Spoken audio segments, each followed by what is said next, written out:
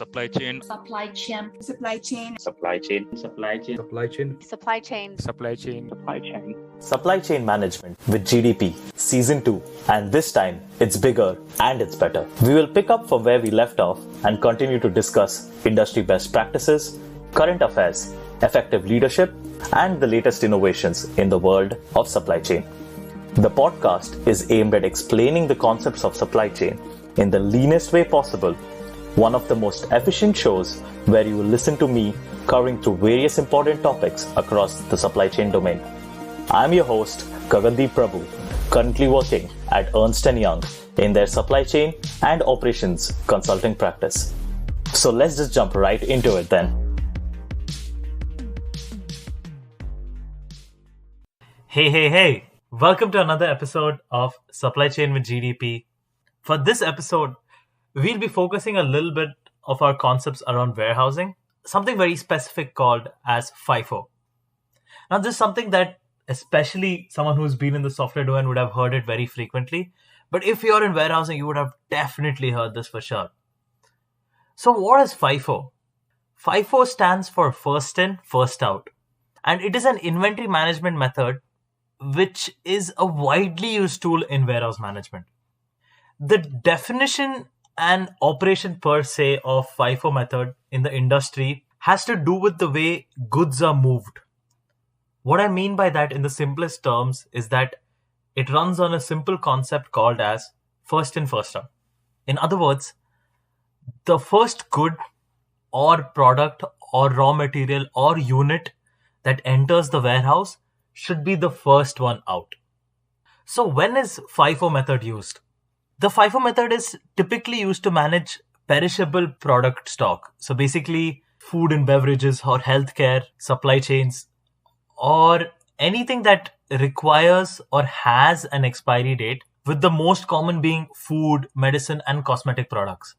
It is also a common management method for companies that store that may become obsolete or relatively go out of style pretty quickly, such as technological products like home appliances, computers, mobiles, etc. Or even fashion like textiles or footwears or the clothes that you wear. So it's really important to be in times and ensure that your warehousing is running on FIFO. Now, a quick example to run through how FIFO works in a warehouse is, let's take a 3-week example where on the first week for Nike, let's say you're working for Nike, you order 100 shoes for $10 each. In week 2, you order 900 shoes, but they're like $15 per piece because the supply price went up. Now, by the end of week 2, you have around 1,000 shoes in stock, right? In week 3, you sell 600 shoes for $30 each. And now you have 400 shoes left.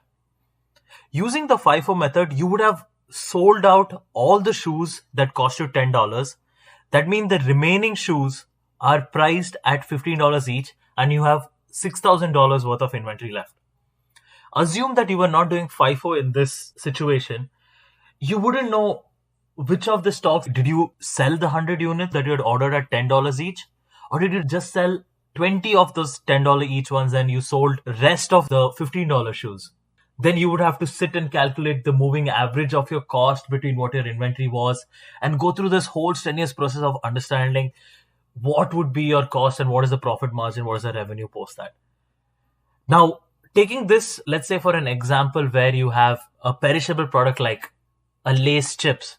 Assume that you don't do FIFO.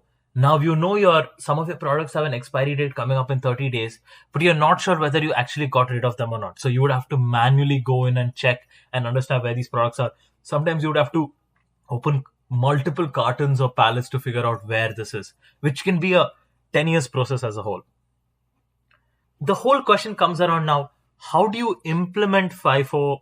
Because when we talk about a whole warehouse, you're not just talking about 1 unit or 10 units. You're talking about millions and millions of parts, raw material, finished goods, all circulating at one point or the other in your warehouse. So 3 quick pointers to implement FIFO. Have easy access to your old items, which will allow warehouse personnel to quickly and easily remove the oldest item first. Design your warehouse such that you can access them really quickly. Items that are racked more than one pallet are more challenging to access and require time and resource, such as a forklift. Stacking your pallets properly is a fundamental to simplifying the process. Warehouse personnel should never stack new pallets on top of or in front of older pallets.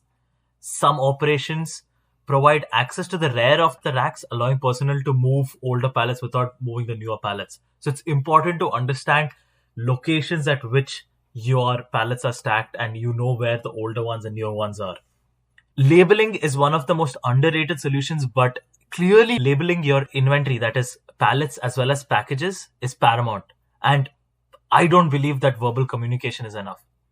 This gives warehouse workers an instant visual as to the receiving date of the inventory. Additionally, you can tag pallets and packages based on the age through the barcode system, which can be implemented based on whether you're outsourcing that system or implementing that technology in-house. That is how FIFO helps and ensures that you are in grips of what your product are. Now, this methodology implementation depends again on what type of product you're serving to your customer and what is your end goal behind your products and the shelf life of these. So before I close the podcast for tonight, I'll leave you all with a supply chain joke, but you might not get it for a while.